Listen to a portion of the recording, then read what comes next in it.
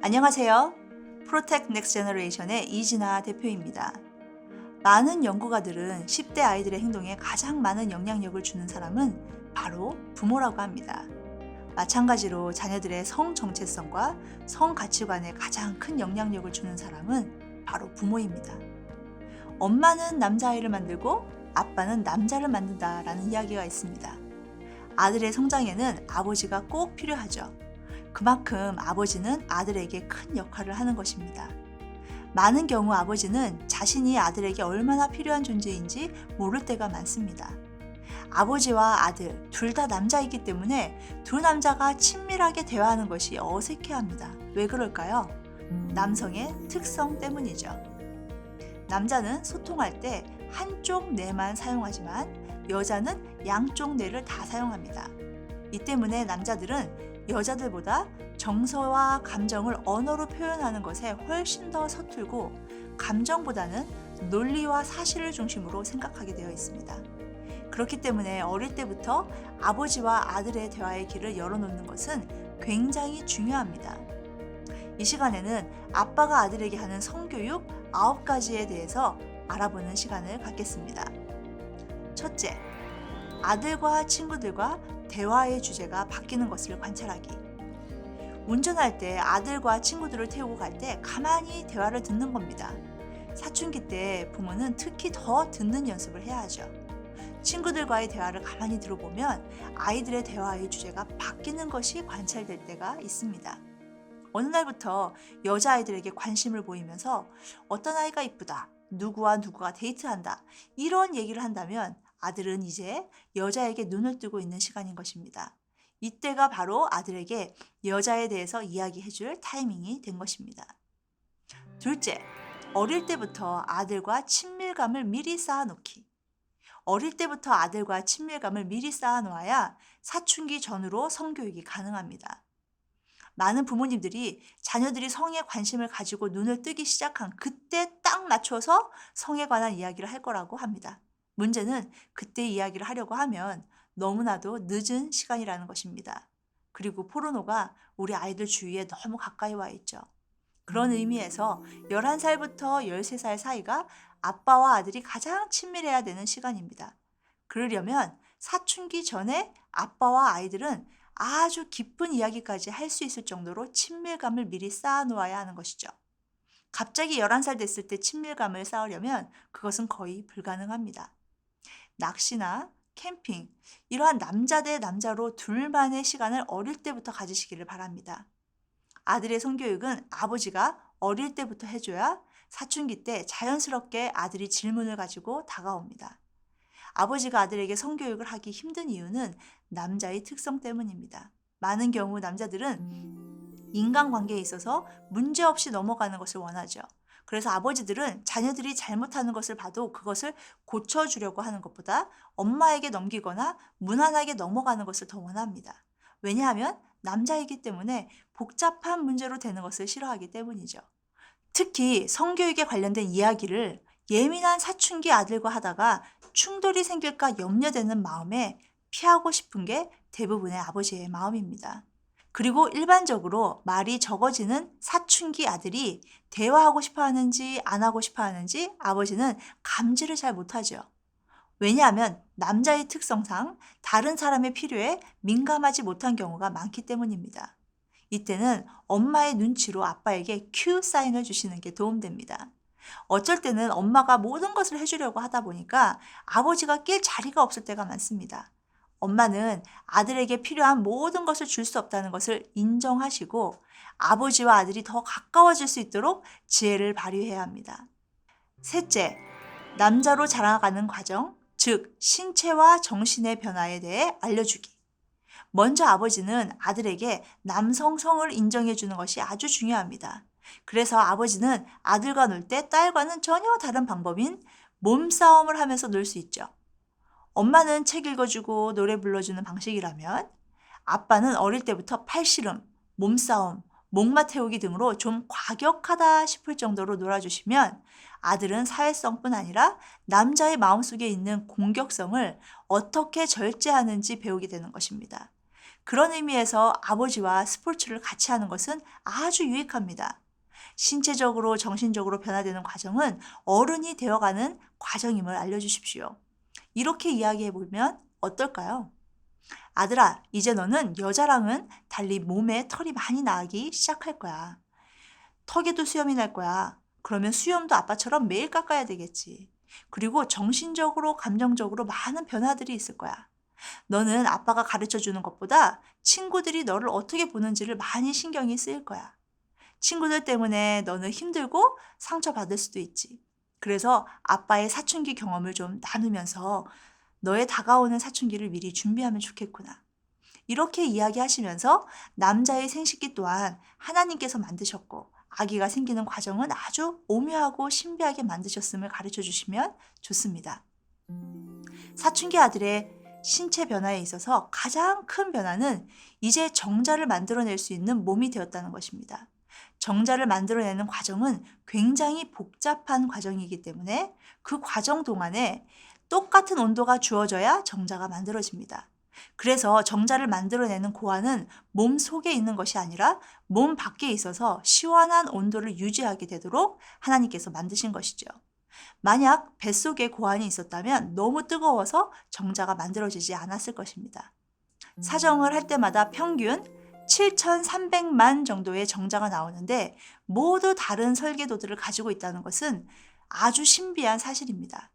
난자가 그 많은 정자 중에서 어떤 설계도를 가진 정자를 만날 건지 하나님만 아시죠. 여자일지 남자일지, 어떤 색의 눈을 가진 사람이 될지, 어떤 성격의 소유자일지, 피부색과 머리색은 어떨지에 관한 50%의 정보를 가지고 있는 정자는 이제 나머지 50%의 정보를 가지고 있는 난자를 만나러 이동을 합니다. 정자는 꼬리가 있어서 헤엄쳐 나가지만 난자는 혼자서 이동을 할 수 없기 때문에 난자가 자기를 찾도록 자기만의 냄새를 만들어냅니다. 마침내 약 7,300만의 정자 중에서 하나하고만 난자와 결합을 하게 됩니다. 그러고 나면 난자는 고약한 폭탄을 터뜨려서 다른 정자들을 쫓아버립니다. 이렇게 난자와 정자 두 개의 50%, 50%가 만나서 100%의 완벽한 결과물인 지금의 아들이 된 것입니다. 아들이 태어났을 때 아빠 엄마의 어떠한 점을 닮았는지, 점점 자라면서 아빠의 어떤 성격과 어떤 모습을 닮아가는지, 그리고 그러한 모습이 얼마나 사랑스러운지 어릴 때부터 이야기해 주셔야 합니다. 정신적인 변화는 사춘기 이야기에서 말씀드렸던 8가지를 참고하시면 되겠습니다. 넷째, 남자와 여자의 차이점에 대해 알려주기. 어릴 때는 대부분 남자애들은 여자애들을 싫어하고 여자애들은 남자애들을 싫어합니다. 그래서 남자는 남자끼리, 여자는 여자끼리 어울립니다. 그러나 사춘기가 옵니다. 사춘기 시기에 여자아이들과 남자아이들은 몸의 변화와 생각의 변화를 겪죠. 어릴 때 관심 없던 여자아이들에게 관심이 가기 시작합니다. 찰랑거리는 머리, 이쁜 눈, 이런 것들이 큰 호기심이 생기기 시작하는 것이죠. 하나님께서는 호르몬의 작용을 이용하셔서 여자에게 매력을 느끼도록 만드셨습니다. 즉, 남자가 여자에게 끌리게 만드는 케미컬이 엄청나게 나오는 것입니다. 이런 작용이 없었으면 이 세상은 굉장히 재미없는 세상이 되었을 것입니다. 아마도 결혼을 안 했을 테니까요. 평생 친구 사이로 지내게 되는 것입니다. 아빠가 사춘기 때 좋아했던 여자친구에 대해서 이야기해 주면서 왜 좋아했는지, 얼마나 좋아했는지 이러한 대화를 나누시는 것은 좋은 성교육입니다. 공부를 잘해서 좋아했는지, 외모가 예뻐서 좋아했는지, 또 그 여자 학생의 성격은 어땠는지 이러한 이야기를 해주면서 지금의 아내인 엄마를 처음 만났을 때 어떤 면에 끌렸는지에 대해 대화를 나누시는 것을 권합니다. 5번째, 훌륭한 남편의 역할을 보여주기. 아버지 역할보다 훌륭한 남편의 역할을 보여주는 것이 훨씬 더 중요합니다. 왜냐하면 아들은 미래에 누군가의 남편이 될 것이기 때문입니다. 남편으로서 아내를 사랑하고 존중하는 것을 보여주십시오. 에베소서 5장 25절에 남편들아, 아내 사랑하기를 그리스도께서 교회를 사랑하시고 그 교회를 위하여 자신을 주심같이 하라 라고 말씀하십니다. 남편은 아내를 예수님이 교회를 위하여 죽으신 것처럼 죽기까지 자기를 희생하면서 아내를 사랑해야 한다는 것입니다. 아내와 길을 걸을 때 바깥쪽에서 걸으면서 아내를 보호하는 것을 보여주시고, 차를 탈 때 어디 들어갈 때 문을 열어주시는 것도 보여주시고, 외식할 때 아내의 의자를 살짝 빼주는 그러한 배려를 보여주십시오. 요즘 아들들이 멋진 남자로 되기 위해 모르는 것이 너무 많습니다. 이것은 아버지께서 가르치셔야 합니다. 6번째, 부모의 연애 스토리와 결혼에 대해 들려주기. 부모의 연애 이야기처럼 자녀들에게 흥미진진한 이야기가 없습니다. 연애하면서 엄마에게 어떻게 사랑을 고백했는지, 처음에 손잡았을 때 얼마나 떨렸는지, 자주 가던 레스토랑은 어디였는지, 연애 기간 동안에 하나님을 더 가까이 하기 위해 어떠한 노력을 했는지, 이러한 이야기를 해주시는 것은 아들에게 너무 좋은 성교육입니다. 우리 모두가 죄인이었기 때문에 어쩔 때는 연애하면서 죄를 지었을 수도 있습니다. 가장 좋은 성교육은 자녀에게 솔직히 과거의 실패담이나 아빠의 연약함, 시험에 넘어졌다가 다시 일어난 이야기들을 진솔하게 해주시는 것입니다. 그때는 크리스찬이 아니었기 때문에 이런 실수를 했지만, 아빠는 너가 하나님이 기뻐하시는 연애, 그리고 순결한 연애를 통해 결혼을 하기를 원한다고 이야기해 주시는 것은 아들에게 가장 도움이 되는 성교육이 될 것입니다. 7번째, 실질적인 성병에 대해서 이야기해 주기.